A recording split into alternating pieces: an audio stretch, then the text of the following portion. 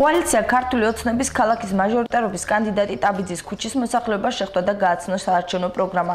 ბიუჯეტი თქვენთან ერთად უნდა შედგეს. განაცხადა თამარ ჩუბინიძე მამამრჩეველთა შეხვედრისას და აქტიურობისკენ მოუწოდათ. შეხვედრისას მოსახლეობის მხრიდან მთავარი მოთხოვნა იყო დასრულდეს კოჰაბიტაცია. მე სულ არ ველოდები იმას, რომ თამაზი ჩუბინიძე მას ქუჩას და ქალაქს ოქროს კოშკებს დაუტყავს.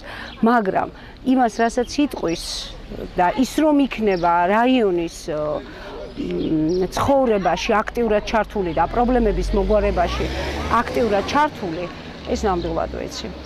ამათმა უნდა მიიტანონ ხალხის აზრი მთავრობამდე, ვისაც ევალება ამ ყველაფრის გამოსწორება. ჩვენ კანდიდატებთან არანაირი პრეტენზია არ აქვს. ვატარებთ ბოლნისელ ამორჩეველთან შეხვედრას. ეს არის თუ არ ვცდები რიგით მე-14 თუ მე-15 შეხვედრა. უამრავ პრობლემას ვაწყდებით. აი ახლა ამ ქუჩაზე შედარებით უკეთესი პირობებია.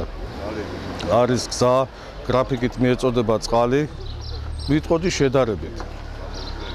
როგორც შევატყვი ამ ქუჩის მოსახლეობას ძირითადად აწუხებ დასაქმების პრობლემა.